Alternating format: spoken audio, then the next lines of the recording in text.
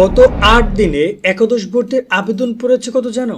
শুনলে অনেকেই অবাক হতে পারো এবং তোমাদের তারই সাথে সুখবর দিতে চাই যে সবাই ইনশাল্লাহ কলেজ পাবা। তবে কিভাবে কলেজ চান্স পাবা সেটা আমি তোমাদেরকে ক্লিয়ার করবো এই ভিডিওতে। ইতিমধ্যে শিক্ষা মন্ত্রণালয় ভর্তি কমিটি যারা রয়েছে যারা তোমাদের একাদশ ভর্তি নিয়ে কাজ করছে তারা বলছে ৮ দিনে আবেদন পড়েছে সংখ্যাটা অনেক। এবং এখানে দেখা যাচ্ছে সরকারি বেসরকারি কলেজে একাদশ শ্রেণী ভর্তি আবেদন শুরু হয়েছে ৩০ জুলাই থেকে ৬ আগস্ট। এই ৮ দিনে আবেদন পড়েছে ৮,৬২,০০০। অন অ্যাভারেজ প্রতিদিন ১ লাখের বেশি শিক্ষার্থী আবেদন করেছে। তবে সবাই তো একদিনে করেনি, বাট নর্মালি দেখা যায় যে ৮.৫ লাখ আবেদন পড়েছে। এইচএসসি ২৭ ব্যাচের শিক্ষার্থীরা বাংলা ইংরেজি আইসিটি নিয়ে টেনশন না করে নাইট 24 পাবলিকেশনের এই ৩টা বই কিনে ফেলো। রকমারির বেস্ট সেলার বই এগুলো।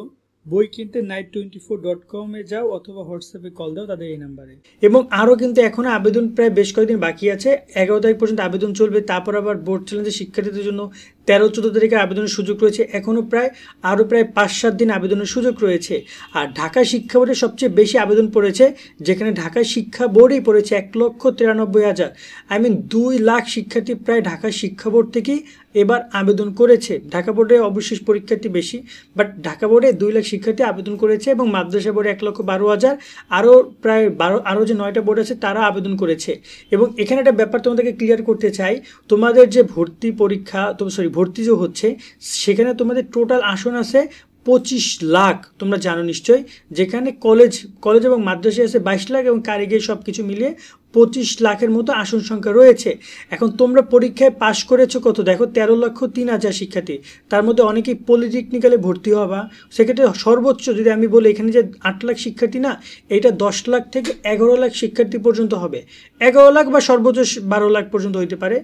ধরে নাও ১১ লাখ শিক্ষার্থী অ্যাপ্লাই করবে, ১১ লাখ শিক্ষার্থী কলেজ ভর্তির জন্য আবেদন করবে। এখন লাকিলি অনেকেই কিন্তু কলেজ ভর্তির সুযোগ পাইলেও অনেকে আবার সুযোগ পাবে না।